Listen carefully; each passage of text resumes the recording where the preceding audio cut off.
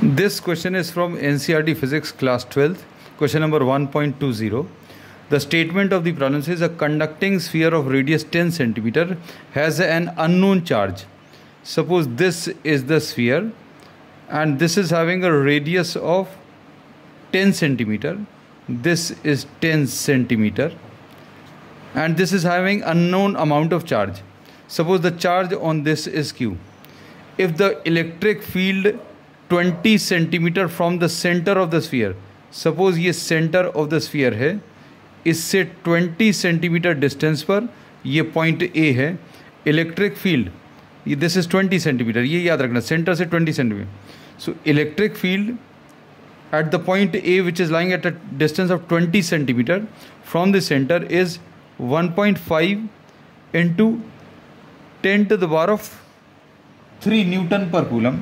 1.5 into 10 to the power of 3 Newton per coulomb and points radially inwards, and this electric field is pointing radially inwards.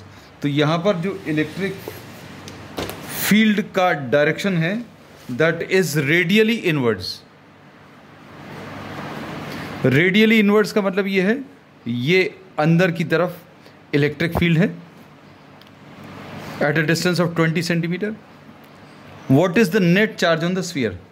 अब आपको अगर इसके ऊपर net charge बताना है तो अभी हम लोगों को जो डेटा नोन है, we are knowing the electric field at point A. तो अब electric field at point A अगर मालूम है तो Gauss theorem states that electric field की वैल्यू अगर निकालनी है then you have to take a Gaussian surface through the point at which electric field is to be found out. हमें A point पर इलेक्ट्रिक फील्ड मालूम है, लेकिन suppose we are required to find out the electric field at point A. अब electric field ए point पर निकालनी तो आप एक स्फेरिकल गॉसियन सरफेस ले लो. This is a Gaussian surface.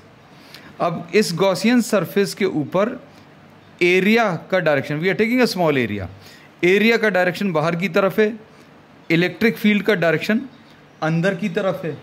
So we can say that the angle between E and DS is 180 degrees, क्योंकि electric field अंदर की तरफ और एरिया का direction is outward drawn normal to the surface. तो ये आ गया.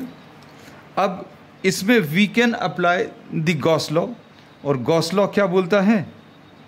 The Gauss law states that for this Gaussian surface flux will be equal to अंदर का net charge divided by epsilon 0. अब फ्लक्स कैसे निकालेंगे? Integration of E into D S into cos 180 degrees is equal to अंदर का net charge, this is to be calculated divided by epsilon 0. अब E ये आ गया, डी एस ई कॉन्स्टेंट रहेगा for all the points on this surface since the distance is same from the inner charge sphere. So E will be constant, तो E को बाहर ले लिया, cos 180 की वैल्यू -1 है, is equal to Q net divided by epsilon 0. अब E बाहर ले लिया, माइनस साइन भी बाहर ले लिया. Integration of DS will be what? 4 pi r square. Integration of DS मतलब सारे छोटे छोटे जो DS हैं उन सबका addition, and this will be what? 4 into pi into r square, and R is what for the Gaussian surface? 20. So this will be 20 by 100 का whole square. तो बस ये याद रखना, यहाँ पर अभी हम लोग साइड में लिख दे रहे हैं. Integration of ds will be what? 4 pi r square. इसमें r की वैल्यू इज 20 बाय 100 इस गॉसियन सरफेस के लिए, and this will be equal to net charge divided by epsilon 0. अब वैल्यू सब्स्टिट्यूट कर रहे हैं, माइनस E की वैल्यू कितनी है? E is given 1.5 into 10 to the power of 3 into 4 pi epsilon 0. और क्या कर सकते हैं अभी हम लोग? इसमें एक 0 ये कैंसिल होगा, कितना आ जाएगा?